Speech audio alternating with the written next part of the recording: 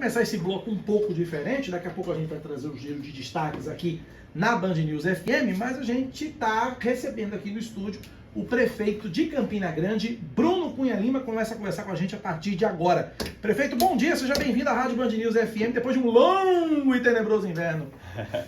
Bom dia, Cacá, bom dia, Claudinha, bom dia a todos aqui que estão ouvindo a Band News, em João Pessoa, a todos aqui da região metropolitana, quem está também nos acompanhando pela internet. Então vou aproveitar e deixar um abraço para os campinenses que estão na escuta.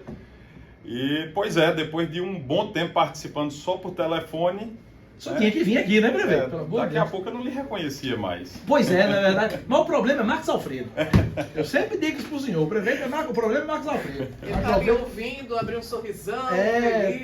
Tá. Não, aí ele só sabe o seguinte: quando eu digo que o problema é Marcos Alfredo é malo, ele diz, não, vamos ali no Slavieiro, vamos ali. Ele fica, sabe, não, querendo... Ele encontrou comigo ali do lado de fora, ele disse, olha, a culpa é do prefeito, ele coloca em quem ele quiser. É exatamente isso. Muito bem. Cláudia Carvalho, primeira pergunta para Bruno Cunha Lima é a sua. Vamos começar falando sobre a questão da reforma administrativa, que estão especulando muito se Bruno vai fazer, se não vai fazer.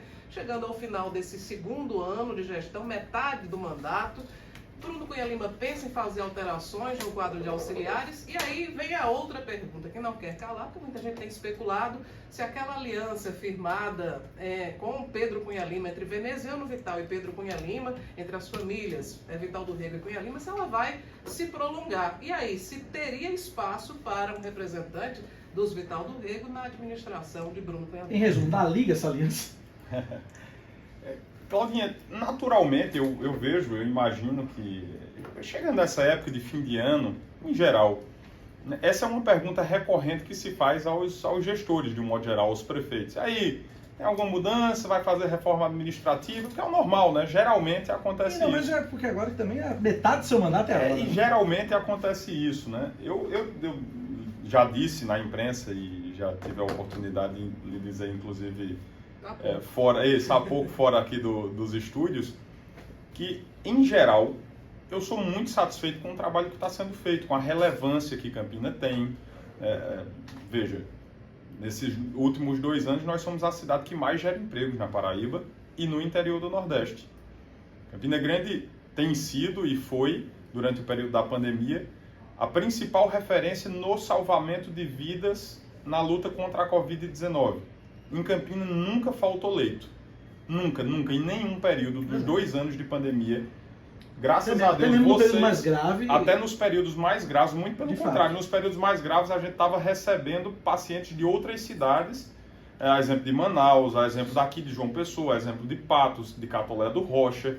A gente, graças a Deus, Deus nos permitiu ter condições, tanto sanitárias quanto estruturais, de receber pessoas, pacientes de outros locais. Então, quadros gerais, né, você olhando para a cidade que mais gera empregos, a cidade que mais salvou vidas no combate à pandemia, a cidade do Natal iluminado, gerando emprego, gerando renda, movimentando a economia, a cidade de destaque na educação aqui com o IDEB da Paraíba, a gente iniciando robótica, curso de programação, iniciação à educação financeira na rede municipal de ensino, computador para todos os professores, todos os gestores de escolas. No geral, você está satisfeito com a equipe? No geral, muito satisfeito. Então, porventura, né, eu não me sinto, entre aspas, nem politicamente, nem administrativamente obrigado a fazer uma, entre aspas, reforma administrativa. Porventura, o que vier, se acontecer, o que vier a acontecer é muito mais um ajuste fino de equipe. Por exemplo, eu dizia a Cláudia agora há pouco, que um dos setores mais relevantes para Campina é o turismo, inegavelmente. São João, Consciência Cristã, Crescer, Festival de Inverno, agora o Natal Iluminado. Com toda certeza, o turismo é uma das áreas mais relevantes de Campina Grande. Certo. Campina não tem uma secretaria de turismo. Está na hora de criar? Então, reforma administrativa pode ser isso. Você pode levar algo que está numa condição de coordenação, né, vamos dizer assim, num plano secundário, por conta da relevância que o turismo tem. Então, reforma administrativa não é só trocar pessoas, não. Reforma administrativa pode ser, inclusive, e será, alguns desses ajustes. Por exemplo, Campina ainda não tem nada responsável por economia criativa. Então a gente precisa também evidenciar o estímulo à economia criativa e ao empreendedorismo. Então só aí nessa brincadeira já tem 2 secretarias aí. Mas não necessariamente são secretarias novas. Uhum. Você pode, por exemplo, desenvolvimento econômico. Você pode transformar em desenvolvimento econômico e turismo, né, para dar um enfoque turístico. A última reforma administrativa legal, assim, de mudar a lei da estrutura administrativa de Campina Grande, tem 20 anos, Cacá.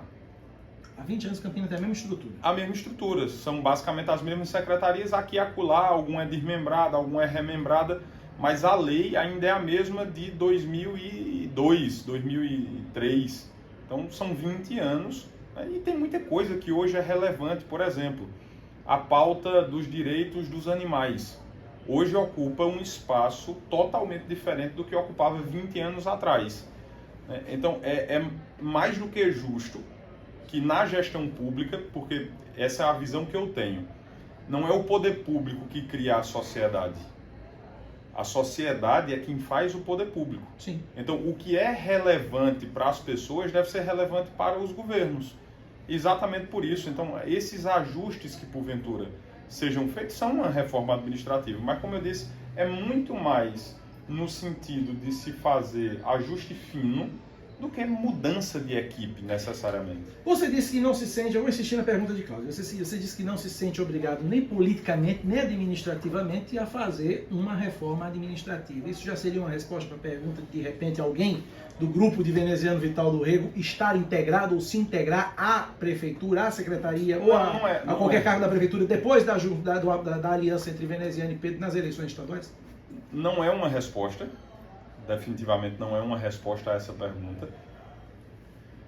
Eu preciso deixar claro, Veneziano, por exemplo, uma participação não esteve na mesa de discussão na hora de Veneziano votar com Pedro no segundo turno. Eu acho que foi muito mais um sentimento de oposição, né, que fez com que diversos dos candidatos que foram candidatos no primeiro turno, tanto a governo quanto ao Senado e a outras vagas de deputado, se juntassem no segundo turno, algo que proporcionou, por exemplo, um resultado histórico. Pedro foi eleito governador? Não. Mas não se pode deixar de levar em consideração o sentimento das pessoas, porque esse sentimento foi responsável por uma vitória que eu não consigo lembrar na história recente que tenha acontecido em João Pessoa, em Cabedelo, no Conde, em Santa Rita, em Bahia, em Campina Grande. Então, veja, o resultado final da eleição de Pedro ao governo foi obtido? Não. Mas essas cidades transmitiram uma mensagem muito clara de um sentimento de insatisfação e um sentimento de oposição.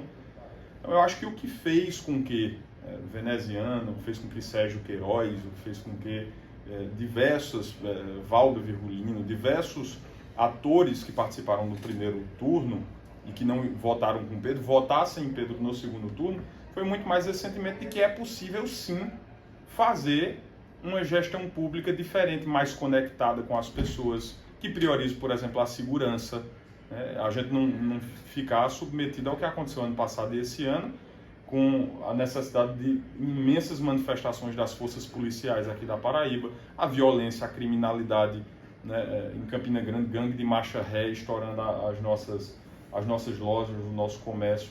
Então, eu vejo muito mais como esse sentimento, não foi um toma lá da cá, né, até porque eu não participei do processo. Mas teria sido circunstancial, quer dizer, uma composição para a eleição? Eu dou como, Cláudia, eu lhe digo com toda sinceridade, que você sabe que me é característico. Uhum. Eu não participei do processo de diálogo de Veneziano e Pedro, de Pedro e Veneziano.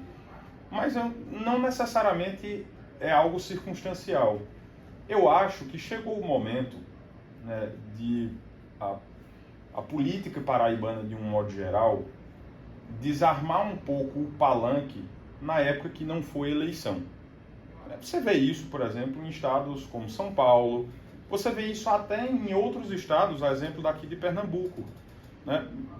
quando se passa a ter, no momento da política, no momento da eleição, a gente debate, a gente discute, a gente concorre, mas passadas as eleições, tem que desarmar esse palanque. Esse palanque faz com que, há quase 2 décadas, Campina não receba um centavo do governo do estado, Cláudia.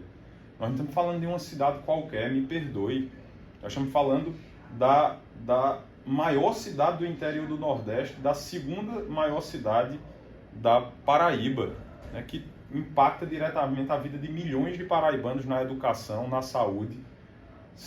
Esse tipo de postura política, né, de estar com um palanque armado 24 horas por dia, 7 dias da semana, impede você ter um nível de maturidade de diálogo. Eu vou citar um exemplo. Eu, hoje, sempre tive uma excelente relação com Efraim Filho, que será senador. Eu fui, inclusive, o primeiro a defender a nossa união, a partir publicamente, porque Efraim foi importante, um apoio importante para Campina no momento da pandemia. Então, era uma das formas de retribuir, era empenhar o meu apoio a ele. E agora, nós estamos entrando num novo governo federal. Durante os 2 últimos anos, eu frequentei quase que mensalmente os ministérios do governo federal. À época, sob a presidência do presidente Jair Bolsonaro, frequentei os ministérios levando pautas e projetos de Campina. A partir do dia 1º de fevereiro, do dia 1º de janeiro, eu vou continuar frequentando. Porque não é o Bruno eleitor, não é o Bruno título de eleitor que está indo lá, é a representação institucional. Se Lula quiser visitar o maior São João do mundo, Bruno Cunha Lima vai recebê-lo no Parque do Povo? Claudinha, eu já disse desde o ano passado que institucionalmente eu recebo, a cidade não é minha. Eu sou prefeito, mas eu não sou dono. A cidade primeiro está aberta a todos, de todos os matizes políticos. Homens, mulheres, altos, baixos, pessoas de direita, pessoas de esquerda. Campina é grande porque é de todo mundo. Essa é uma característica dela.